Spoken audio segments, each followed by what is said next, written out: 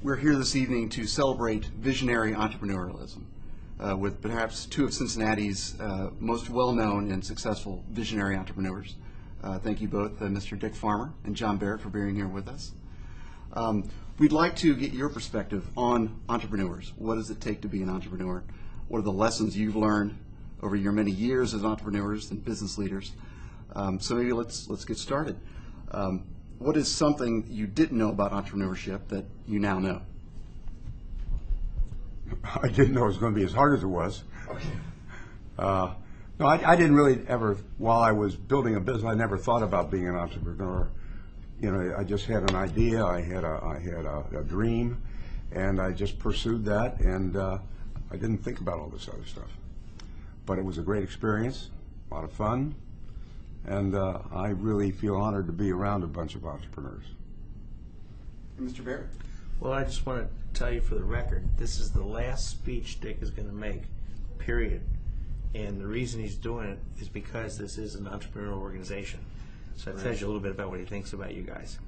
And if anything he can say that you feel inspires you, that's his goal tonight, and I think it's really cool. Well, that's wonderful to hear. Thank you very much, Mr. Farmer. We appreciate that.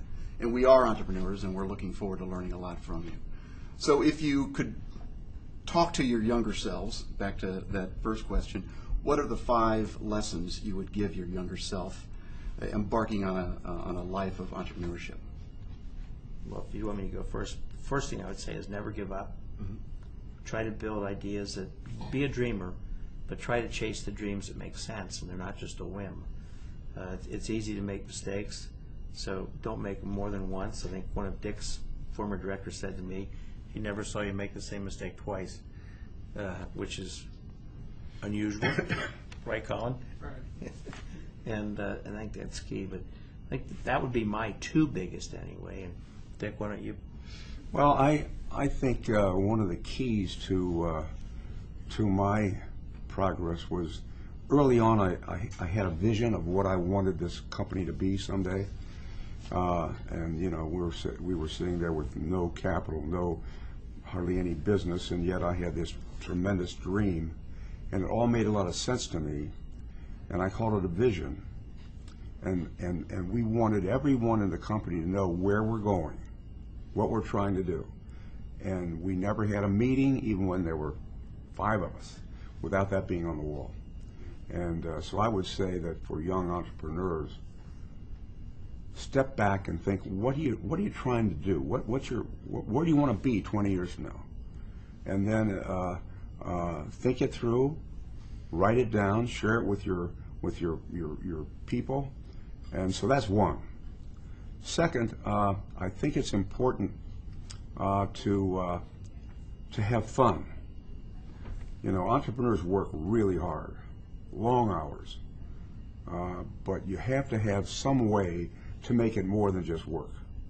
And of course, accomplishing things is fun in itself. So if you're really doing well and growing, that inspires everybody. You've talked about inspiration, vision, and dreaming. One thing I've learned as an entrepreneur is one common trait is we tend to dream big. Yeah. What's the reality of dreaming big and turning that into success? It's a bit of an abstract question, but is there a process you follow? Well, I think dreaming big is good, but you got to break the dream down then. You know, like we had about 5 or 6 steps in our vision, which took us almost 30 years to accomplish. But I mean, it was our big, hairy, audacious goal, and people used to laugh at me. I mean, I even had some people working for us that told me after a presentation I'd make to the employees, you know, you're dreaming. That guy didn't last long. Well, you talk about having fun as an entrepreneur. What are some of the ways, and you also talked about entrepreneurs working very hard and long hours. What are some of the ways you two balance your work, life balance? How do you have fun both at work and outside of work? That's tough. I didn't do real well there. One of the things I did early on, though, my wife and I went to college together, and when I developed my dream, We went away for a weekend, and I explained to her what I wanted to do and what it would mean for our family, and that I wouldn't be around a lot as normal people are. And how do you feel about that? And she said, I'll take care of the kids, you take care of the business. And we took trips together. We always had at least one family trip every year.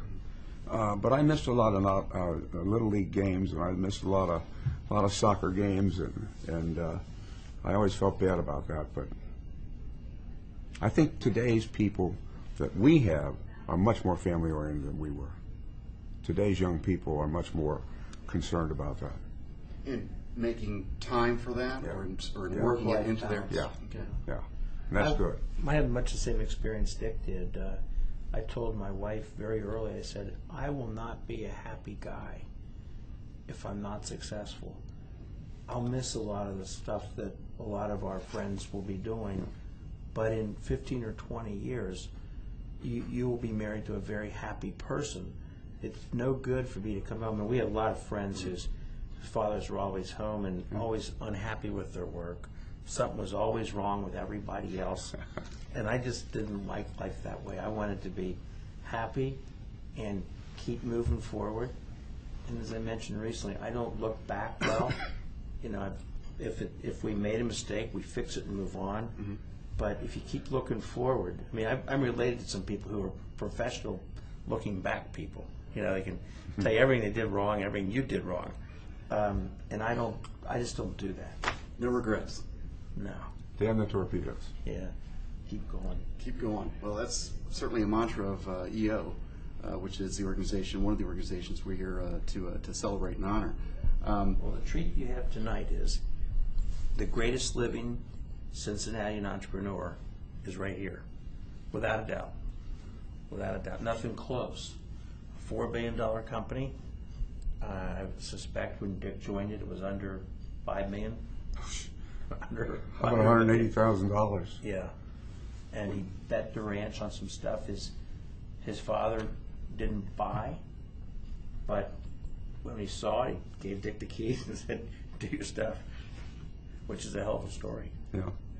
You know, a lot of people have heard different versions of that story. A lot of folks in this organization aren't running just one business, but several.